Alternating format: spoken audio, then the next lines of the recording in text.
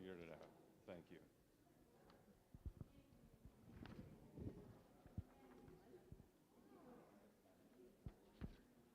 All right.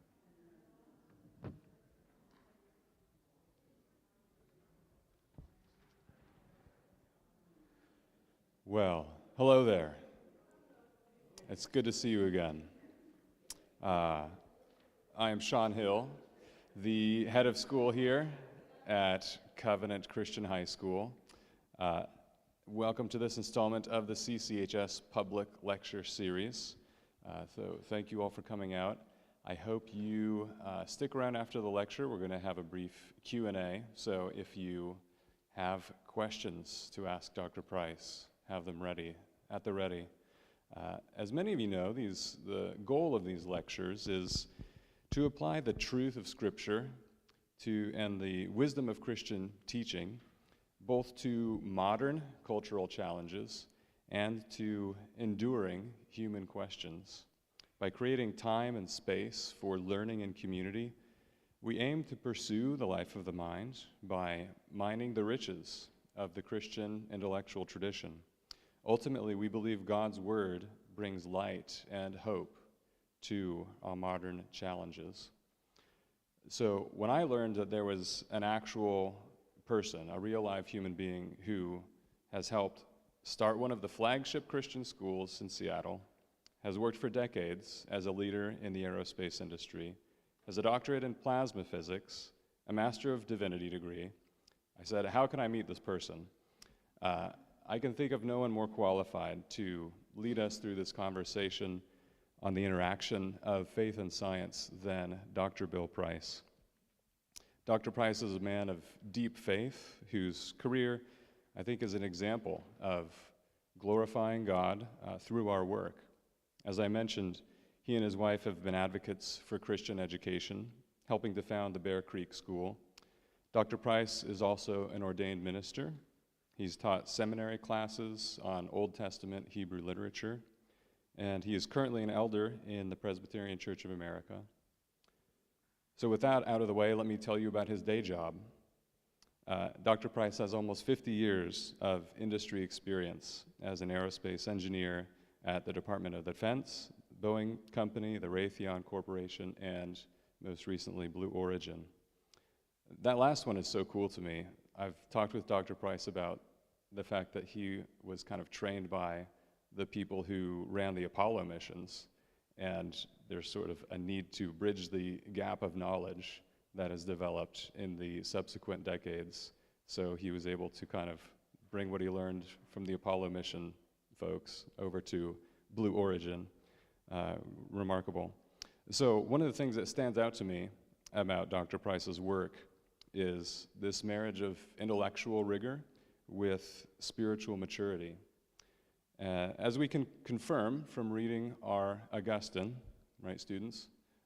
So often, conversion begins with the intellect when it's persuaded of the truth of Scripture. So I see this evening as an opportunity to train our minds for having answers to these scientific, intellectual questions that we encounter in the world as Christians.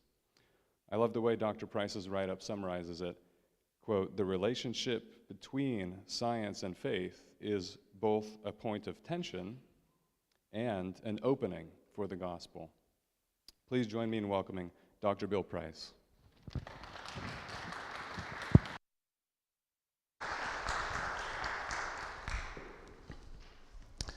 Well, thank you so much. It's a lot of fun to be here tonight. Many of you know that this was my wife, Nancy, and my church for almost 20 years. Then we left the Pacific Northwest for an 8-year stint and have just arrived back, but we live down in Enumclaw, so we're attending a local Presbyterian church down there. But our hearts are still here, and we really love the folks at CPC. And so that's a real treat for us to get back here. Thank you for having us this evening. Well, much has been written about the relationship between faith and reason since the Enlightenment. More narrowly, much has also been written about the relationship between science and Christianity. And since Charles Darwin published his Origin of the Species in 1859, the waters have been quite muddied. The year after its publication, Bishop Samuel Wilberforce and Thomas Huxley had their famous debate at a meeting of the British Association in Oxford. There is no written record of what was said, but we do know it was not cordial. The vocabulary of war soon found its way into print and has persisted ever since. While the popular narrative would have it that Christians assaulted innocent scientists, it really was the other way around, with Huxley and his friends locking and loading first. In 1874, John William Draper, an American physician and chemist, published his History of the Conflict Between Religion and Science, in which he said, "The history of science is not a mere record of isolated discoveries. It is a narrative of the conflict of two contending powers, the expansive force of the human intellect on one side, and the compression arising from traditionary faith and human interests on the other." Andrew Dixon White was an American historian and educator. He founded Cornell University and in 1896 published his History of the Warfare, get that, warfare of science with theology and Christendom, in which he said, "In all modern history, interference with science is the supposed interest of religion, no matter how conscientious such interference may have been, has resulted in the direst evils both to religion and to science." While modern historians have largely discredited the conflict thesis hawked by Draper and White, the narrative has been, as Nancy Pearcey tells us, etched into the Western consciousness, a mythology of fierce combat between science and Christian faith. And we have the new atheists, Dawkins Hitchens and others, who have taken up that cudgel.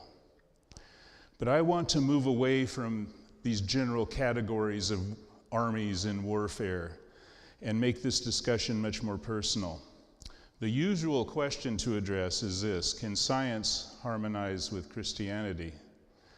But that question sneaks in the assumptions that A, there is already a conflict between the two, B, Christianity is the aggressor, and C, there's something defective about Christianity. But because the popular narrative has got it all upside down, in my opinion, I thought it would be fun to turn the tables and pose the question, can science harmonize with atheism?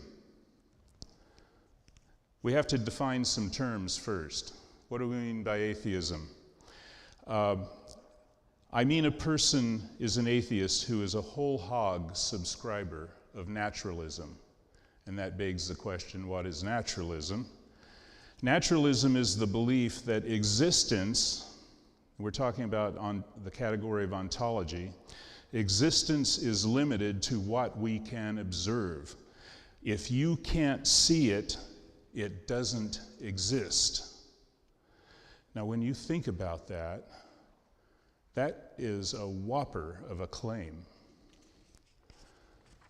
To the believer in naturalism, the only permissible explanations for observed phenomena are natural causes, almost always material causes. I remember Carl Sagan, some of you may too, saying on his famous TV show, "The cosmos is all there is, or was, or ever will be," to which I've been tempted to add, "World without end, amen." Did you catch that liturgical tone? It pops up now and then.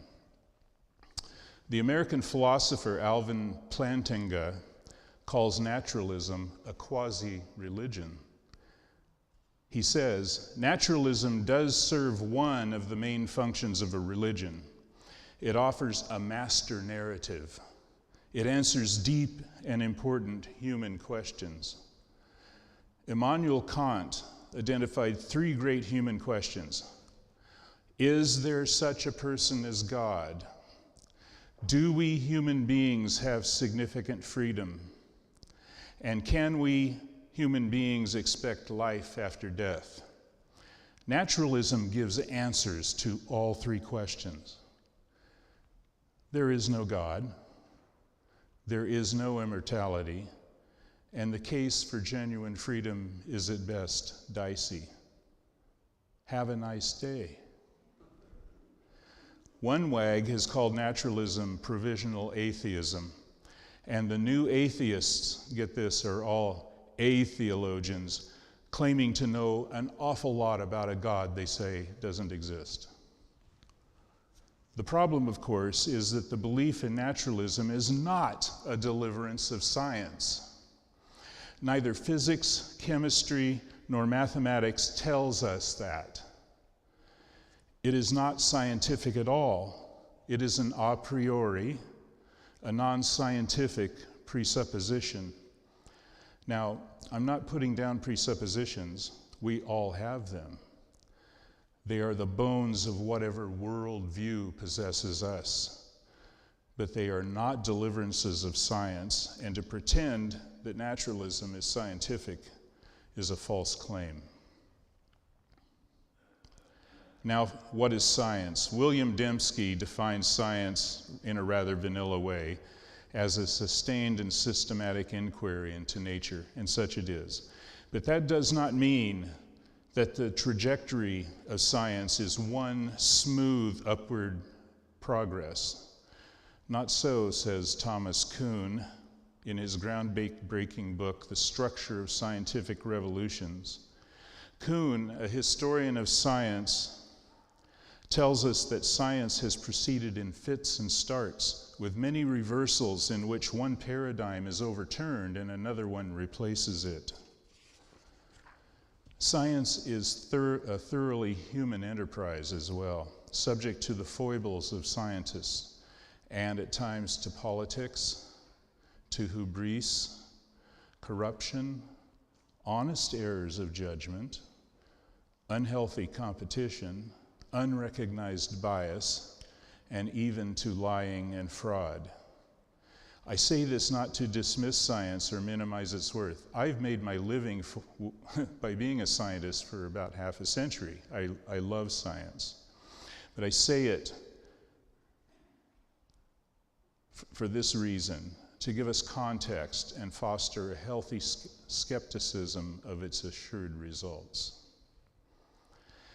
Now, harmony. What do we mean by harmony? By harmony, I mean the absence of a deep conflict between science on the one hand and one's worldview, either atheism or theism on the other hand. Now to the question, can science harmonize with atheism? I'm not asking, can atheists be good scientists? There are many Nobel Prize winners who are outstanding scientists and atheists. There are great scientists both in China and Russia, officially atheistic societies. But by the definition of harmony above, does an atheist's naturalism deeply conflict with her science? Since naturalism has marked religious dimensions, it is a quasi-religion after all, such a conflict, if it exists, would be between religion on the one hand and science on the other, just not the conflict we usually hear about. So let us begin. I think I have Einstein up there, is that right? Good. Einstein once said, this is an important statement, the most incomprehensible thing about the universe is that it's comprehensible. And he really meant it. We might call that the fundamental premise of science, because if one does not believe that the universe is comprehensible, implicitly or explicitly, one will not and cannot do science. So how do we explain this curious correspondence between the workings of our minds and what we see happening in the universe? Well, there are two competing options. The first is the classical Christian and Judaic perspective that God, the Logos, who created the universe, also created our minds. We were made in the image of God, and so we can think his thoughts after him. He is the touch point that explains the correspondence between our reason and the universe's ultimate logic. Second, and this is the naturalist position, and at first blush it seems reasonable, by evolution we are adapted to this world. We are a part of nature. It is only natural that our minds are fitted to understand it. But there is a problem. Alvin Plantinga has lectured and written much about the deep conflict between naturalism and science. And in his book, Where the Conflict Really Lies, he pursues this thesis. One can't sensibly believe both naturalism and the scientific theory of evolution. If my argument is cogent, it follows there is a deep and serious conflict between naturalism and evolution, and hence a deep conflict between naturalism and science. He goes on to say, I will argue that naturalism is in conflict with evolution, a main pillar of contemporary science, and the conflict in question is not that they can't both be true. The conflict is not that there is a contradiction between them. It is rather that one can't sensibly believe both at the same time. By way of analogy, and listen to these words carefully, I'll repeat them a little later. I can't sensibly believe that there aren't any beliefs, or that no one has true beliefs, or that all my beliefs are false. These things are all possible, but I can't believe them at the same time. Plantinga's argument, crafted over 3 decades in response to critics and friends alike, is not brief. I'm going to attempt to summarize it, though, but I must add that you should read the entire argument for yourself. It appears in at least 2 of his books, the latest one being devoted to this argument. Here's the argument, the first premise. In an 1881 letter to William Graham, Charles Darwin said, with me, I wish I could do a British accent, but I can't. With me, the horrid doubt always arises whether the convictions of man's mind, which has been developed from the mind of the lower animals, are of any value or at all trustworthy. Would anyone trust the convictions of a monkey's mind if there were any convictions in such a mind? This statement has famously been named Darwin's doubt.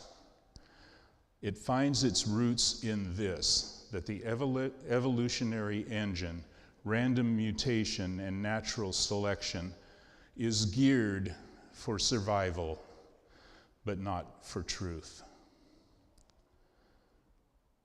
Patricia Churchland, no friend of theism, said it best. Boiled down to essentials, a nervous system enables the organism to succeed in feeding, fleeing, fighting, and reproducing.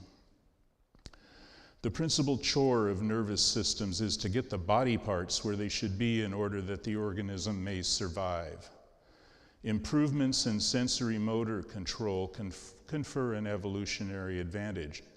A fancier style of representing is advantageous so long as it is geared to the organism's way of life and enhances the organism's chances of survival. Truth, whatever that is, definitely takes the hindmost.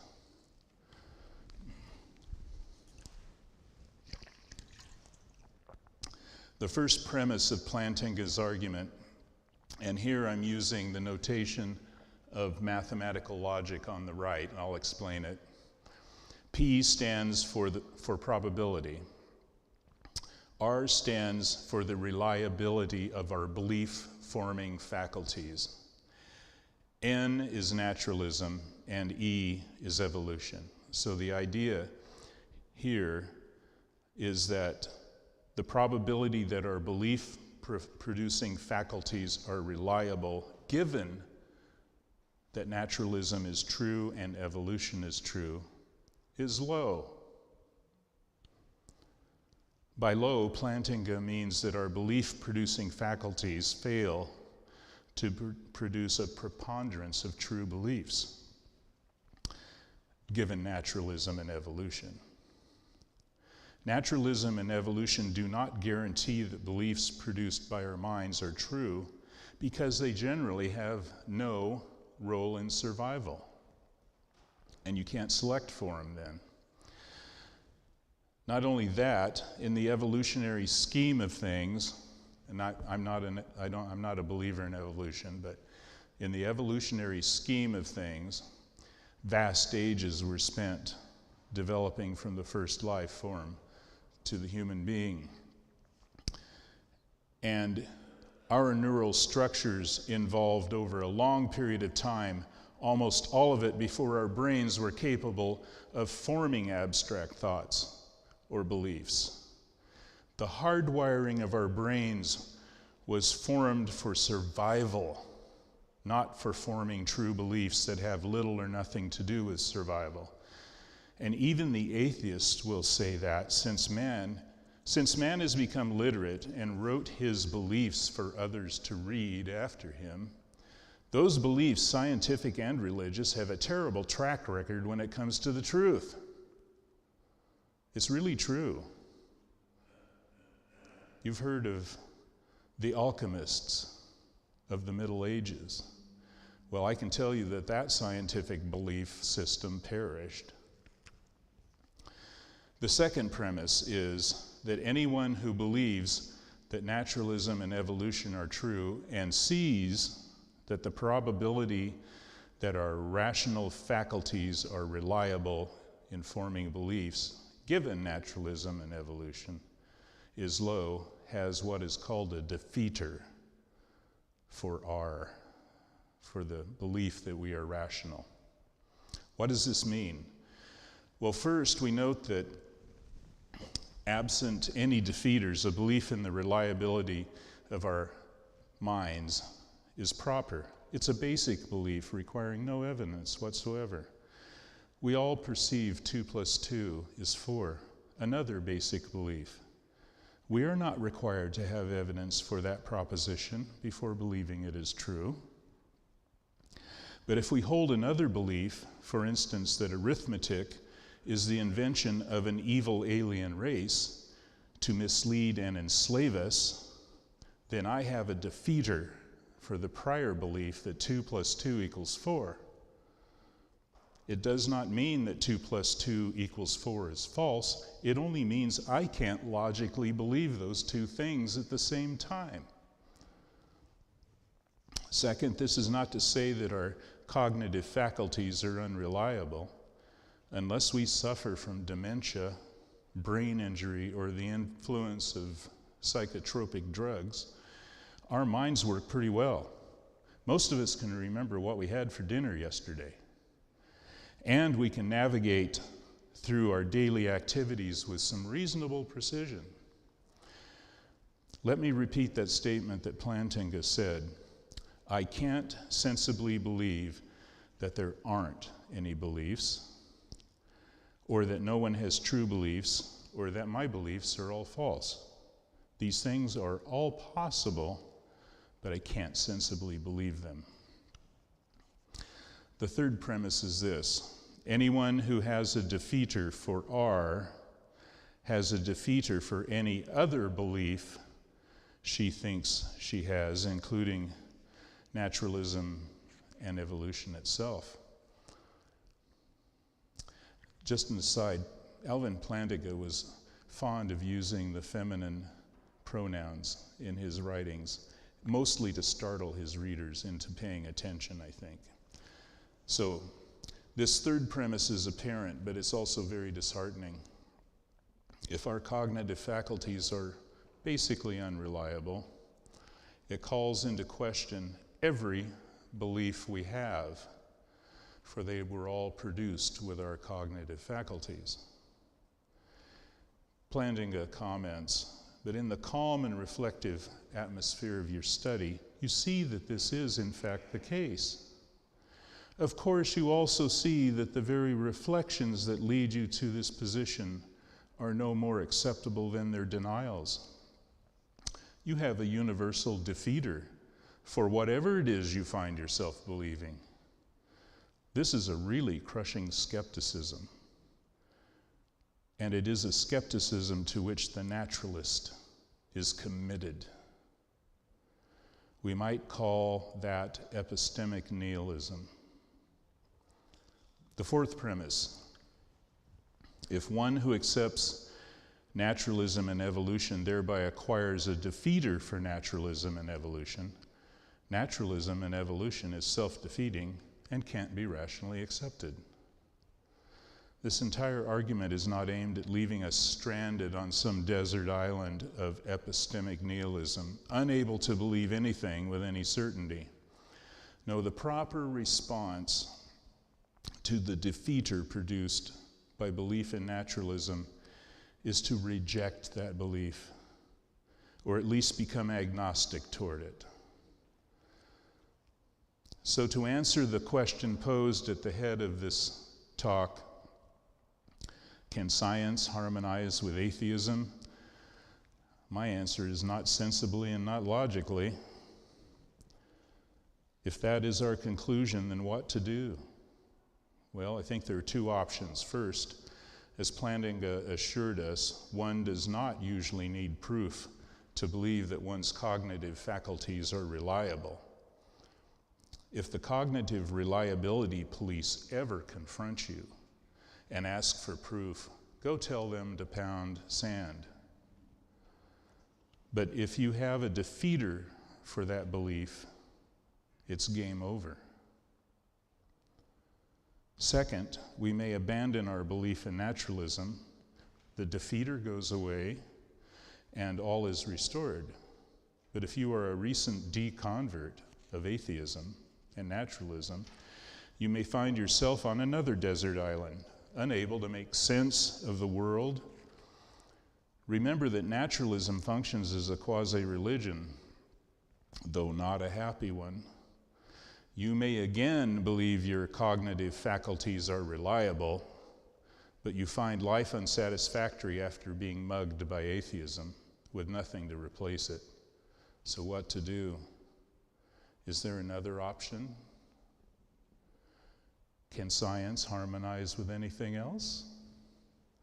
Let me pose the complementary question. Can science harmonize with Christianity? I will answer that question, but time doesn't permit me to treat that in a way that it deserves, or answer the customary objections. That is a topic for another time, but I will give the heads under which the evidence would be discussed. The answer, of course, is yes, science can harmonize with Christianity. Now for the broad categories of why that is so. First, a historical reason that science can harmonize with Christianity. It's obvious to a reader of classical literature that the scientific impulse predates Christianity, maybe not Judaism, but it awaited other developments before it could flourish. Science as we know it today developed in the context of Christian Europe. And until the last 1.5 centuries, the relationship between science and faith was cordial. It has been said that Christianity was the midwife at the birth of science, and its wet nurse after. Some have even ventured to say, and I like this better, that Christianity is the soul of science. And I think there's something to that.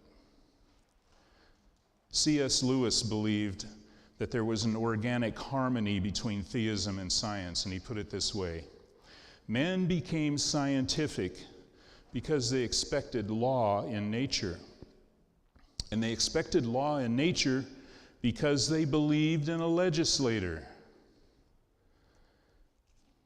In an important book by Dembski, Luskin, and Holden, The Comprehensive Guide to Science and Faith, there's an important appendix, and it's almost worth the price of the book. It's titled, List of Important Thinkers in the History of Natural Sciences Who Were Religious from AD 300 to AD 1750. In that list are 83 natural philosophers and mathematicians who bear personal testimony that religion and science did not abide in them with hostility or tension. Rather, their lives form part of the historical narrative that faith was a motivating and nurturing factor in their science. We do not have time this evening to explore that narrative, but some useful historical work has been done showing that science was not born in the Enlightenment as the popular narrative would have it, but there were significant developments in late antiquity and in the so-called Dark Ages. Piercy and Thaxton's book called The Soul of Science is perhaps the best telling of that narrative. That's a good resource if any of you want to pursue this. The second big category of reasons why Christianity and science are compatible, in fact friendly, and family members, let's say, is a philosophical reason. The Christian worldview assures us that our cognitive faculties are generally reliable because we bear the image of our Creator. It also answers Einstein's conundrum that we saw earlier. The psalmist says, next slide there, O Lord, how manifold are your works. In wisdom have you made them all. The earth is full of your creatures. Psalm 104. I draw your attention to the word wisdom. The Hebrew word behind it is chokhmah. And in the Septuagint, the Greek translation of the Old Testament, it is Sophia, which a lot of you will recognize. That's the Greek word for wisdom.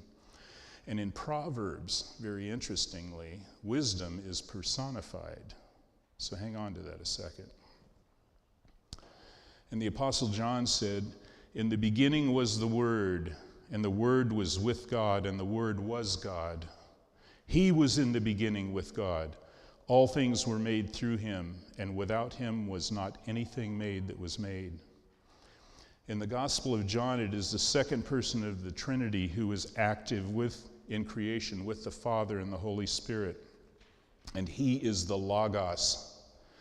In Greek philosophy, Logos was the rational principle of the universe. And John tells us this pre-existent Logos is a person. Wisdom is personified. So to both Jews and Greeks, this wisdom or this word is right at the root of the universe. In Genesis, we are told that God made man in his image. The imago Dei is understood to include our cognitive faculties. We have every reason to have confidence in their reliability, provided all things are working well, and that our being made that way renders the universe comprehensible to us. Now I want to say a personal word, my own experience with faith and reason. I feel deeply about the harmony between science and my own faith. I've been an engineer and a scientist for almost half a century. My entire career spent in electromagnetism and plasma physics has been a grand frolic. It's been joyful and fun, bringing a lot of joy to me and others and allowing me to raise a family and to serve my God in his church. I've also been an ordained elder, having graduated from seminary a long time ago and served in churches for almost as long as I've been a scientist. In all that time, I have not experienced the conflict touted by atheists since Huxley's time. That is not to say that either the Christian faith or science has answered all my questions. They haven't.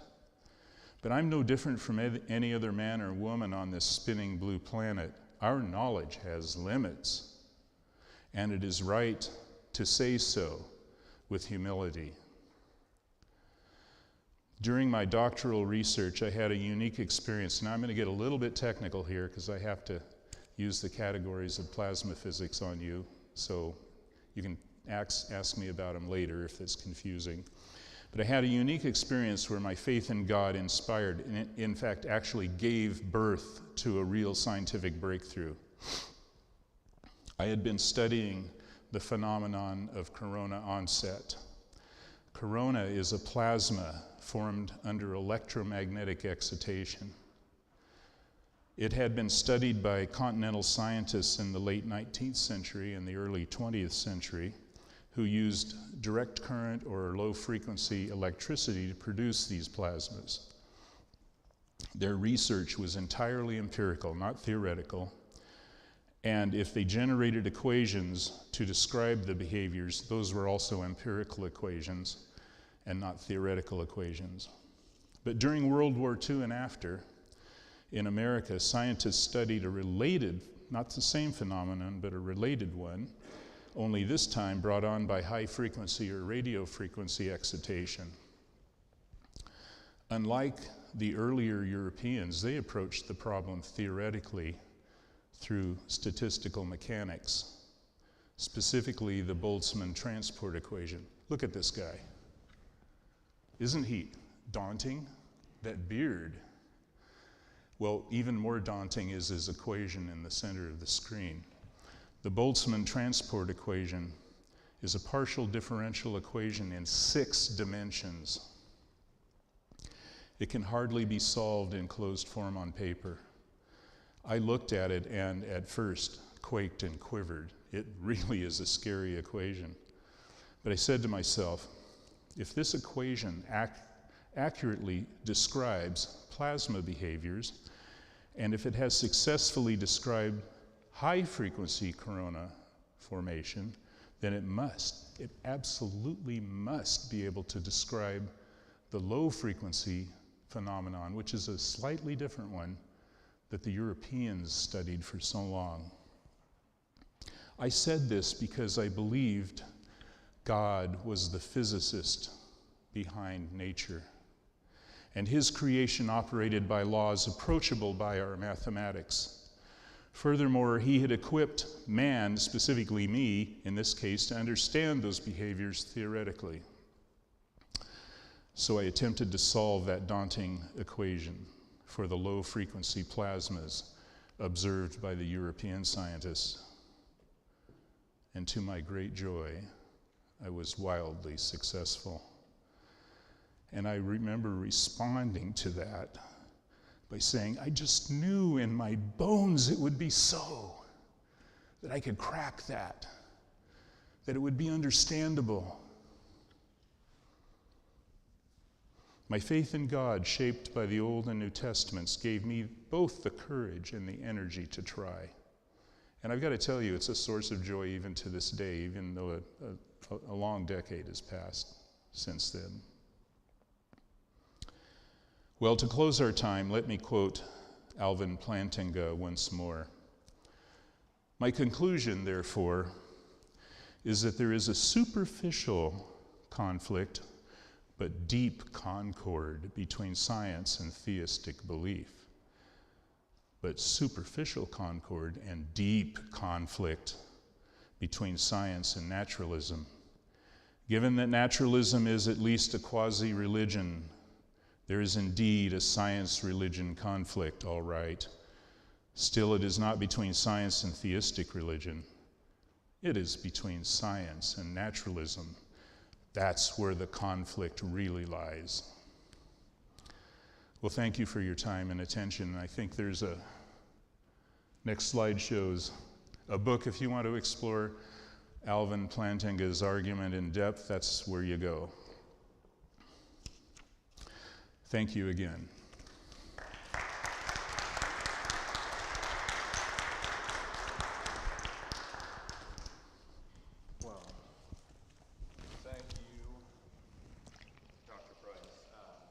as I mentioned, we will have a few minutes here for question and answer time. If you would like to, please feel welcome to come on up to one of the microphones.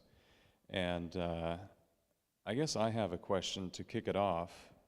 You know, part of my, I honestly had some skepticism about this idea that there was a particular relationship between Christianity and Western science.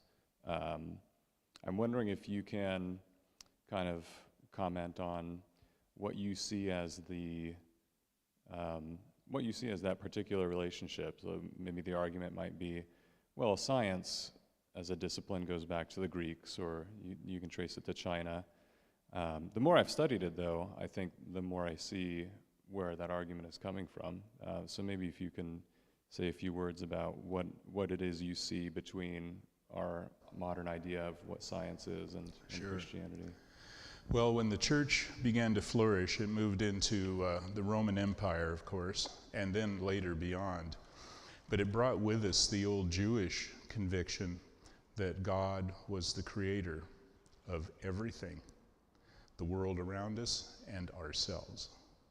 And that was a unique contribution to knowledge. The Romans didn't believe that. The Greeks didn't believe it. But when that began to permeate the culture, it gave every reason for the scientists to say, now I know why I can do what I do. It makes sense. I think that's part of the answer. The other part is I think that scientists received largely, not entirely, but largely a welcome in European culture, which was Christian culture at the time. And even though we hear much about, for instance, Galileo's trials, which incidentally, if you dig into them, they were brought on by, not by the church, but by jealous co-scientists who saw their money stream threatened. So there's a backstory to that one that's worth reading about. Copernicus ran smack dab into the current worldview that Earth was at the center of the universe. But that wasn't a Christian idea, that was Aristotle's idea. And so, you know, when the church finally was able to disentangle those things, science still received a strong welcome in Western culture by the church.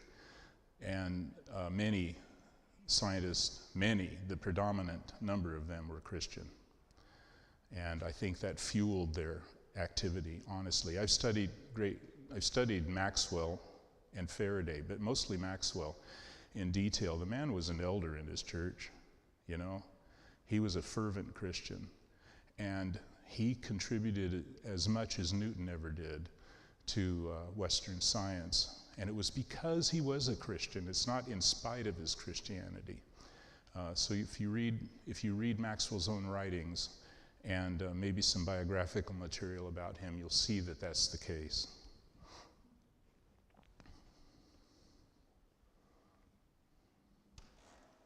Well, yes, don't be shy. We have a couple microphones set up. You don't have to come up on stage like I did. So just walk right up to a microphone and ask a question. I want some high schoolers to ask a question or two.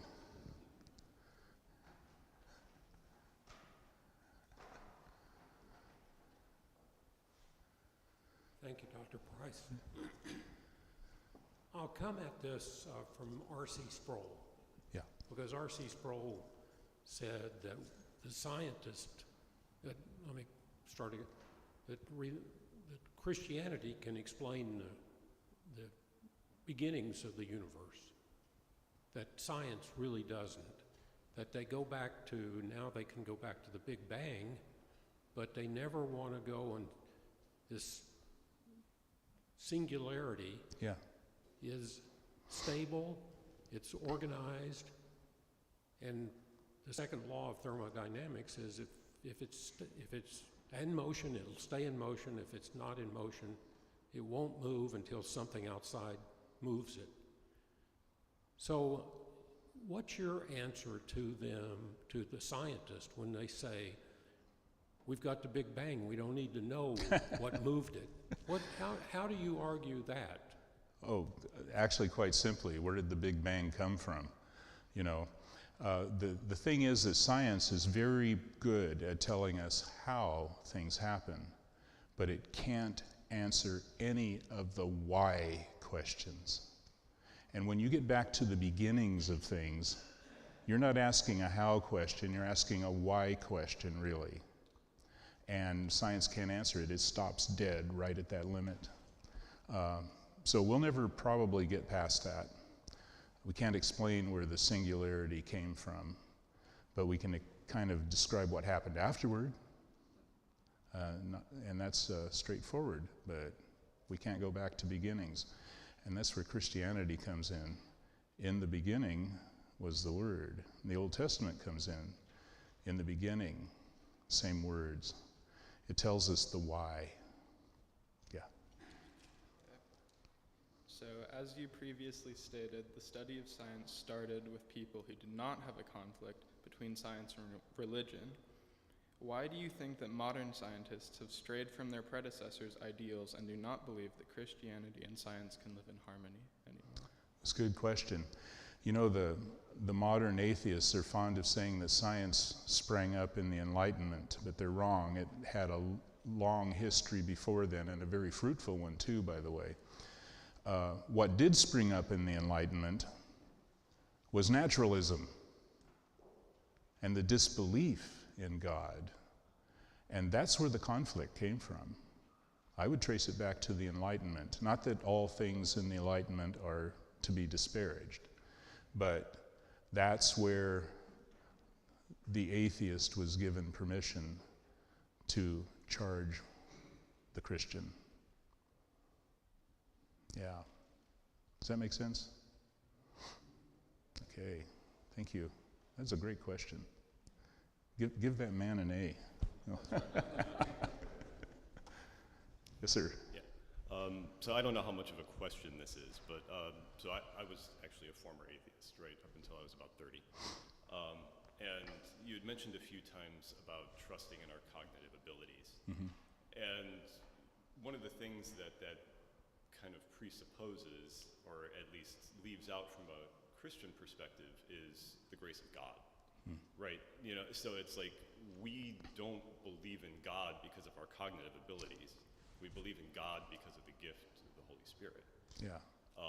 And you know, that's something when we interact with a non-Christian that's coming at the world from a naturalistic view, they don't see that, right? You know, so we both have that flawed cognitive ability, but we have a gift. Yes. And it's our job to share that gift. Yeah. That's a great comment. You know, I might add that in the book of Romans, Paul makes a very strong case that there are certain things that everybody knows. Everybody knows God exists, though they may deny it. I think that's part of the problem there, is that belief in God is what the philosophers call a basic belief. It's just something we know is true. It's more or less implanted in our hearts and our souls because of the way we're made. And we have to go through a process of denial to scrub that away. And then to claim that there's no evidence for God is just so wrong-headed. At least theologically it is. You know, I believe Paul was right. Yeah. And it's only by the grace of God that we retain that knowledge. So, thank you. My brother Tom. Well, thank you very much. I guess one of the things I'd say as a comment is I'm teaching science here, and Yes. And you did an excellent job of illuminating the catechism that we start all of our course, or every class with. You almost hit every single point, so thank you for and doing it beautifully. So thank you for that. Thank you. I also, the question though is, I know you know Stephen Meyer. I've actually seen the two of you together before, and I just wonder what you think about his recent book and the strengths of the arguments that he makes in The Return of the God Hypothesis. Oh, Stephen Meyer? Right. Yeah, I've only gone halfway through the book, but it's been a long time coming. And, you know, the intelligent design community has been dancing very carefully around the idea of belief in God. I think Stephen finally decided it was time to step over that line and say, you know, let's name that intelligence that we believe designed everything or lies behind the design. Like I say, I'm only halfway through the book, so I can't fully answer your question. Maybe he hasn't fleshed out that argument entirely, or maybe he's gone as far as he feels comfortable. I'm not sure. Your comments would be very welcome, though, on that if you want. Well, yeah, I don't really want to get into too much here, but he really, I think he has 4 points that he claims are relatively recent scientific discoveries that make a strong argument in favor of there being a God, a creator, an intelligent being, and I don't know if I remember all 4 of them. One of them is the Big Bang, which sort of meshes in many ways with our idea of creation, which is nothing, and then order was created. The fine-tuning of the universe. Yes. The vast amounts of information that are encoded in even the simplest forms of life. Yes. And there's one more. And The Cambrian explosion. Well, yeah, that's part of that, expanding on that. And I'm at a loss to think of the 4th one. But he basically, I think the crux of his argument is that if you take these 4, 3 plus 1 arguments that are based on relatively recent scientific discoveries, they form a pretty strong basis. You know, it's different than Plantinga's argument, but a fairly strong basis. It's an evidential approach. Right. Yeah. Yeah. So. Yeah. Thought skipped my mind. It'll come back, I'm sure. Yeah, that's a good book to read. I like Stephen Meyer's writing. He's a personal friend of mine. Were you here, Tom, when he was part of this church? Yeah, great guy. He gave some excellent lectures to us way back. One of those items is, of course, cosmological fine-tuning. You know, that the basic parameters of physics are fine-tuned. If you change those numbers even slightly, you get a different universe. It's not a happy place for human life. And the only answer to that the naturalists have is the multiverse speculation. That, of course, there's multiple universes, and it's no surprise that we show up in the one that's suited to life. And I say with a lot of other scientists, including John Lennox in particular, hogwash. There's absolutely no evidence whatsoever that there are such things as multiple universes. That, for one thing, is an impossibility just based on the language. Universe means everything. So what do multiple universes mean? No idea. No one's ever seen one. There are no scientific laws that I'm aware of that you can use to demonstrate that they exist. So the cosmological fine-tuning argument stands on its own, I think, very strongly. Yeah. I want to get a little bit more specific regarding science and creation. Can you make some comments about Mandelbrot's? About what? Mandelbrot's. Mandelbrot's in creation. Oh, the Mandelbrot set? Yeah. Oh. In creation. No, I'm probably not well suited to answer that one. You're welcome to make a comment. I suggest people that are curious about science and creation, especially high schoolers, look up the word Mandelbrot. Yeah. It's Mandlebrot, Mandelbrot, and the word creation in YouTube. You'll find some very good mathematical explanations about the universe. That's interesting. And infinity. Yeah. That we can observe today. Yeah. That atheism cannot explain. Thank you. Thank you.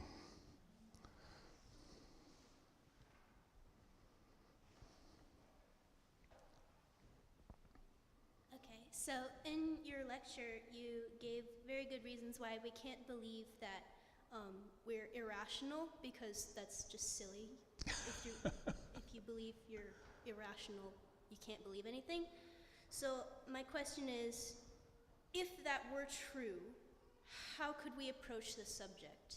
If what were true? That we were irrational. Because we can't believe it, but just because we can't believe it doesn't mean it's not true.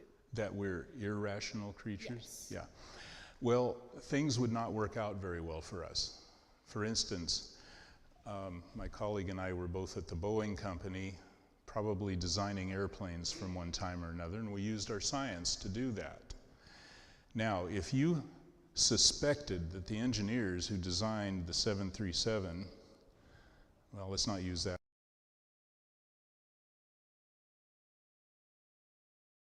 I didn't work on the 737, I worked on the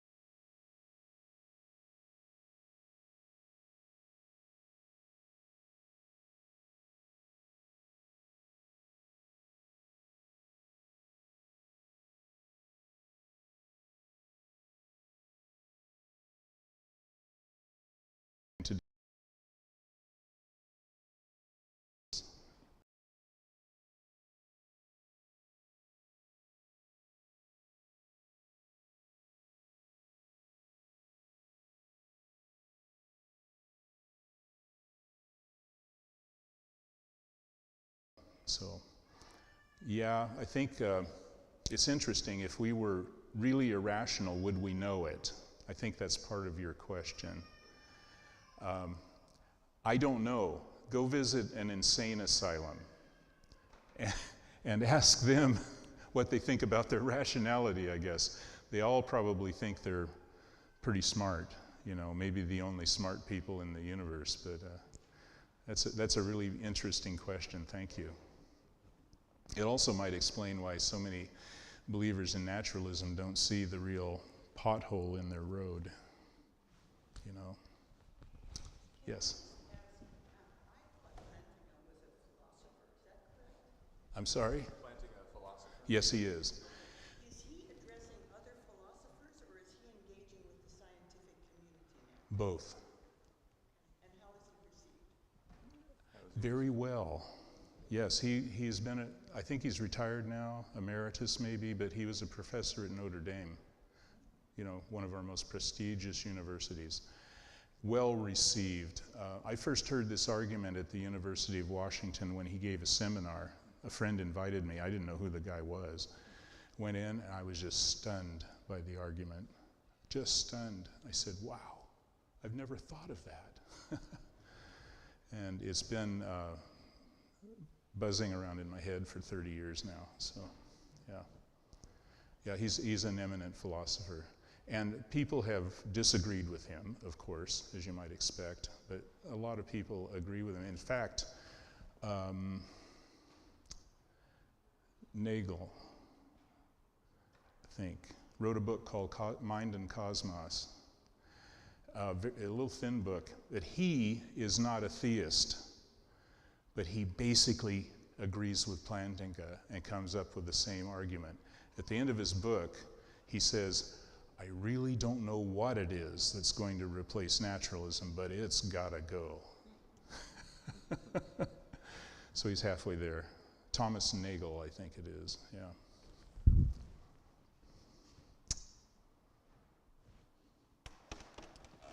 Well, when I told my brother that you were coming to speak and your experience with the NASA crew, or the Apollo crew, you required that I ask as a closing question what was it like working with Stanley Kubrick to stage the moon landings? Well, I didn't work with him, but honestly, I worked with the most amazing engineers I've ever met were those Apollo program engineers. And they were amazing because they were so diligent and thorough about everything. Because once that launch vehicle takes off, you can't fix it. You can't. It's got to work. It has to be ultra reliable. So they had to think of everything that could go wrong and optimize the design of every little part, you know. And they taught me that rigor. And I can't say that I possess that same rigor, but boy, do I honor it, I appreciate it. Absolutely. Well, do we have one more question, Nora? I just wanted to ask, how long did it take you to solve the equation that you said was? About 3 years. Yeah, maybe 4. It was really hard. You have to use computational methods to do it. And I used a finite element method solver to do, and a multi-physics solver at that point too. So essentially I was waiting for a tool, and it came along and I used it and it worked very well, yeah. Thank you for the question. Well, and thank you, Dr. Price. We have refreshments waiting out in the narthex, so please stick around. But please join me in giving one final thank you to Dr. Bill Price.